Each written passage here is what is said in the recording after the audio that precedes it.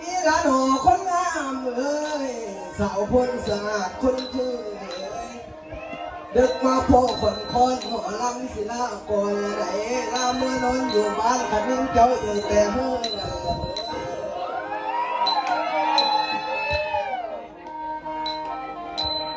มาละ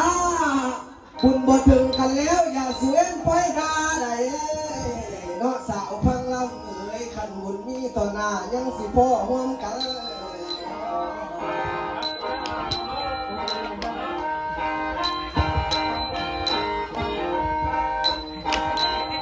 โอ้น้อเพิ่งเสียงลมนะตีโตขันตีพาก้นสนาโอ้กะสั่นโน่อาโโอ้น้อผู้บ่มี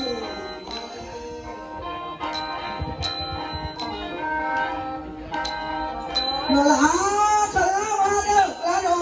มาแล้วเสาแก่ไก่เศร้าเอ้ยผัวน้องยังข้า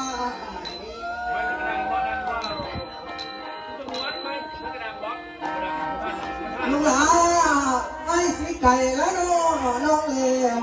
ขันมือไม่สิมาหาเด้อหากบุญหมอละน้อลำดีสิเต้ามาเล่ายา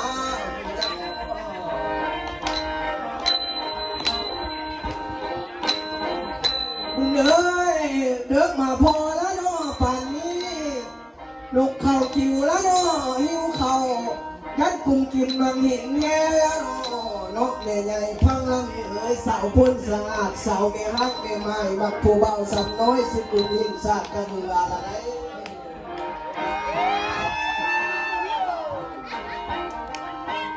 เดี๋ยวนี้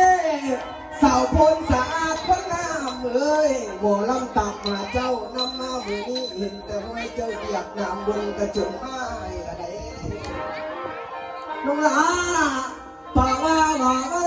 เอ้ยไอ้ตักมาน้องมือนี้เห็นแต่ห้อยเจ้าเหยียบน้ำไว้กระจกหมดตัวเห็นแต่ห้อยสาวพ้นสะอาดจังน้องพัดไปลงกินน้ำบังใสกระจุนคุณละไหนใครในน้ำตั้งแต่หลงบุกพุ่นมาพี่ปัจจัยเห็น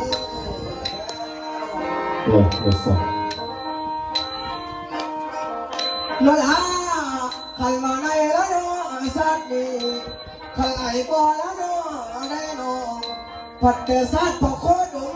เดี๋ยวกลุ่มในเจ้าเต๋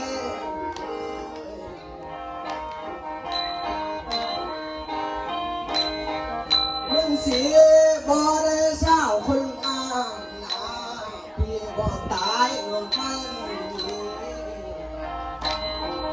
มึงเอ้ยกิเลสเหลือแล้วเนาะข้าวกินข้าวหวานสุราเหล้านาอันของเมาเพราะเท่าเมื่อป่าว่า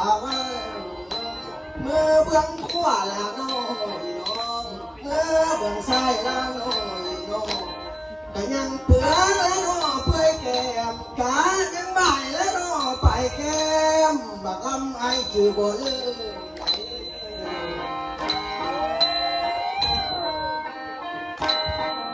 ลุงเอ้ยลำนี้เกลียดแล้วน้อฮอดน้องเขาสิห่างกันนี้น้อยานแต่ตายน้อเป็นผีสิบ่มาหลอกพาน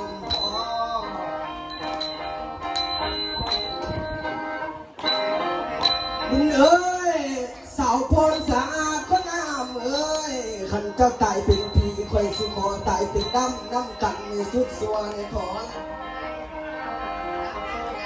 เดี๋ยวนี้ขันก็ตายเป็นคนคอยอยากนั่งไปตีผัวน้องยังฆ่า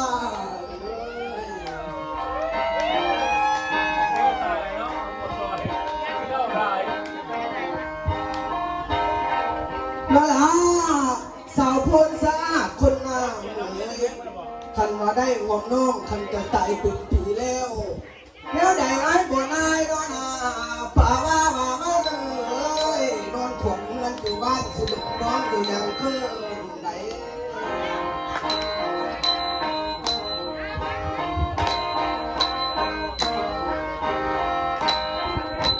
โอ้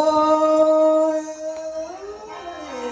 พามองหำผลหำย้ำแรงเลย เสียดายผลคำน้องเสือทั้งในน้องบ่ใส่เสียใจ